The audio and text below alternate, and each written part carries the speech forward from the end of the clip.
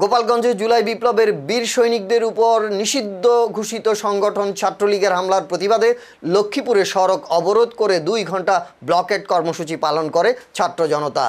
বুধবার বিকেলে শহরের ঝুমুর চত্বরে লক্ষ্মীপুর বৈষম্য বিরোধী ছাত্র আন্দোলনের ব্যানারে ব্লকেট কর্মসূচি পালন করা হয়। এ সময় বিভিন্ন স্লোগানে উত্তাল হয়ে ওঠে ঝুমুর চত্বর এলাকা। গোপালগঞ্জের হামলার ঘটনায় পুলিশের ব্যর্থতাকে দায়ী করে ফ্যাসিস্ট আওয়ামী সন্ত্রাসীদের গ্রেফতারের আহ্বান জানান বক্তারা। অন্যথায় আবারও সড়ক ব্লকেট সহ কঠোর আন্দোলনের হুঁশিয়ারি দেন তারা।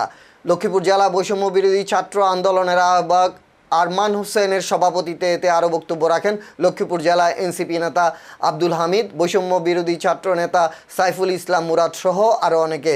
এদিকে ব্লকেট কর্মসূচির কারণে লক্ষ্মীপুর ঢাকা মহাসড়কে তীব্র যানজট সৃষ্টি হয়।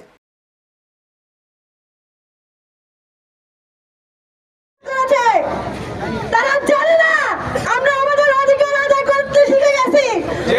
আমাদেরকে শিখিয়ে দিয়েছে কিভাবে নিজেদের অধিকার আদায় করে নিতে হয়।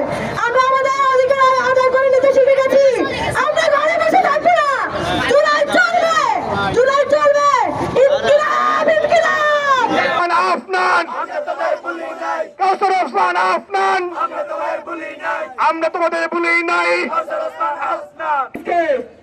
আমরা দেখতে পাচ্ছি প্রশাসন এখনো পর্যন্ত চুপ হয়ে আছে।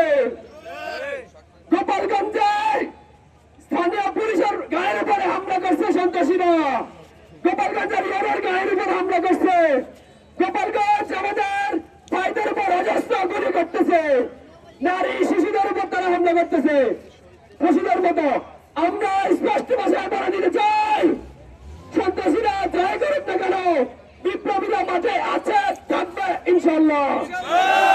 আমরা কি আছি? আমরা কি আছি? আমরা লক্ষ্মীপুর থেকে বলে দিতে চাই, গোপালগঞ্জের গোলাপি, গোপালগঞ্জের গোলাপি। আমরা স্পষ্ট ভাষায় বলে দিতে চাই, প্রশাসন যদি এখনো চুপ থাকে আমরা তাহলে আবার মাঠে নামবো। কি করতে হবে বাংলাদেশের জনগণ তাই সুন্দরভাবে জানে। আমরা কি ভুলে গেছি? আমরা জুলাইকে ভুলে গেছি?